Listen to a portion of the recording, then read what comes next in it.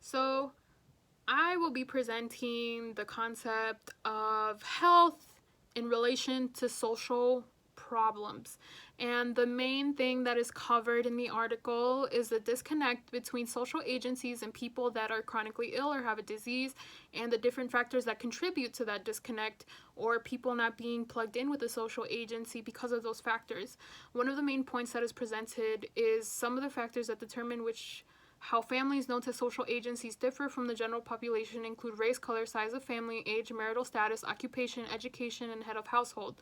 And there's also the point that larger families are known to social agencies more than smaller ones. And another point that is relevant is that approximately 38% of families are known to social agencies, and almost 1/4 of these 9% of all families have some current problem being considered by these agencies. So that's a very interesting fact. Then there's also the point that relatively more families are known to the social agencies among those families that are non-white, are large, and in which the head is old, not in the labor force, is widowed or divorced, or has little formal education. So that point was actually very interesting to me, because I know that back at home, sometimes minority populations have a very difficult time getting plugged in with a social agency that will help them. But then there's also the point that, with reference to the association between health and social welfare problems, it is found that among families with reported illnesses, accidental injuries, and hospitalizations in both surveys, 12% have social welfare problems, currently in contrast to only 5% among families with no reported illness, hospitalization in either survey. In the first group, 43% of the families are known to social agencies, and in the second group, only 28% are known. Then there's also the idea that the percentage of families who have reported no health problems in the two surveys is 22, while the families that reported some illnesses, hospitalizations, or accidents in both surveys is 40.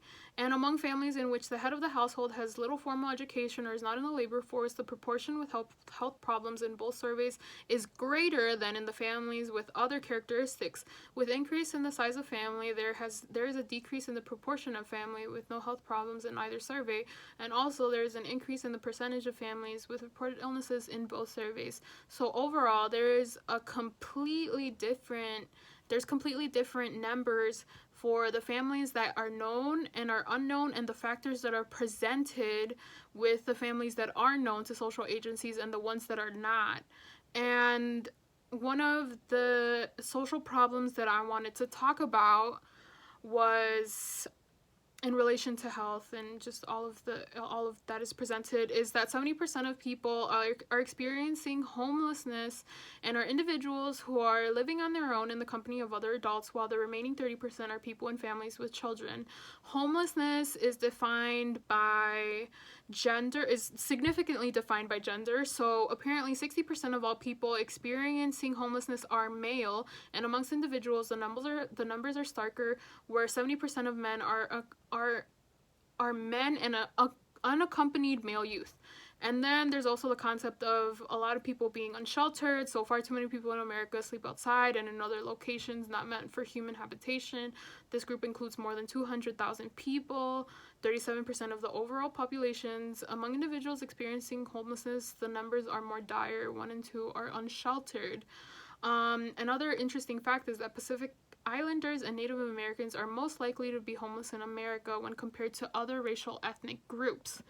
And the last point that is very important to note is that compared to the previous year, homelessness has increased by 3% in the 2019 point in time count, and this marked the third straight year of national level increases.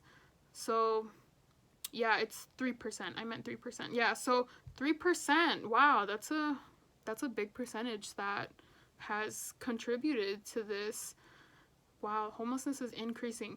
And then also, to jump down into the two body systems that are presented with homelessness and the nervous system being the first, is that There's a correlation with the nervous system and homelessness because, according to WebMD, connections between nerve cells along pathways or circuits in the brain can lead to problems with how the brain processes information and may result in abnormal moods, thinking, perception, or behavior.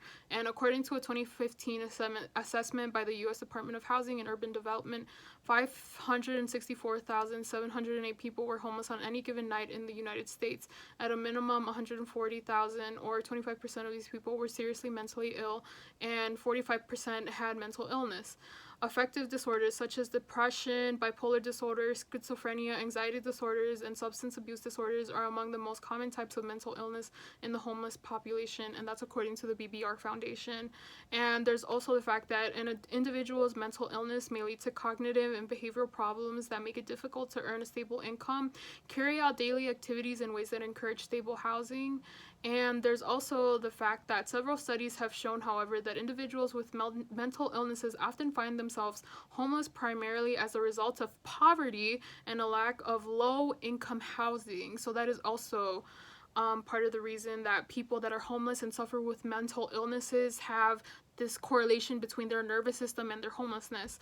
When we jump down to the correlation with the respiratory system, it's important to note that living in groups, crowding, environmental stresses, and poor nutrition may predispose homeless people to infections of the upper respiratory tract and lungs, and tuberculosis has become a major health problem among homeless people. So that is the correlation between the respiratory system and homelessness. Characteristically, tuberculosis has been a disease that is associated with exposure, poor diet, alcoholism, and other illnesses that can lead to decreased resistance in the host. And it's also important to note that because tuberculosis is spread by personal contact, these infections pose a potential public health problem to occupants of shelters and to the general population. So I analyzed two passages in regard to the biblical perspective solution with all of this in mind to homelessness, and it's Matthew 25:34-40. Then the king will say to those on his right, "Come, you who are blessed by my Father, inherit the kingdom prepared for you for the foundation of the world. For I was hungry and you gave me food, I was thirsty and you gave me drink, and I was a stranger and you welcomed me, I was naked and you clothed me, I was sick and you visited me, I was in prison and you came to me." And then the righteous will answer him, saying, "Lord, when did we see you hungry and feed you, or thirsty and give you drink? And when did we see you a stranger and welcome you, or naked and clothe you?" So there's just this correlation, this fundamental idea that we need to help the homeless and that we need to provide for them and love them and be there for them and advocate for them by giving them clothes when they need it, food when they need it, and water when they need it. Another verse that is presented in correlation to homelessness that gives a biblical solution is Proverbs 22:9. "Whoever has a bountiful eye will be blessed, for he shares his bread with the poor." And it's important for us to share what we have with other people, with other homeless people that are in need, and to just give to those people because they desperately need it, and to be a supplier because God has allowed us to be suppliers.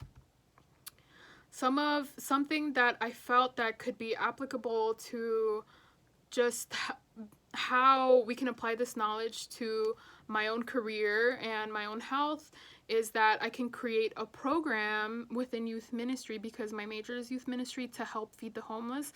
This was something that I did in my high school, and we were able to help different students that were not only in my grade, but like also in freshman year, sophomore year. We would all get together and we would help the homeless people by going and handing out food and handing out different necessities that they might need. And that was something that really helped bring homeless people together, especially in the section of Chicago where we went to give homeless people food. And there's also the other idea of conducting a Bible study of the poor as portrayed in the Old Testament and New Testament, because a lot of the times homelessness is not addressed as much biblically, and it's important for us as Christians to really recognize the importance of being able to help other people that really need it and to view it in a biblical way, because sometimes we don't have that biblical lens, and it's important for us to have the biblical lens in order to not only motivate ourselves to help other people that are in need, but also to fulfill the second commandment, which is the second greatest commandment, which is to love other people and love our neighbors who are in need. So also for my own health, I felt like it would be important for me to take yearly checkups to the doctor, and also conduct a financial plan in case I ever felt that I was at risk to being homeless, because I feel like it would be important for me to have something set in place just in case something ever happened, or something, I was kicked out for rent or whatever the case is. I doubt that would ever happen because I'm very on top of finances, but the world comes and hits you, so it's important to have a financial plan in place that ever, in case that ever happens. So yes, that's basically the summary of what I would do, and this is the end.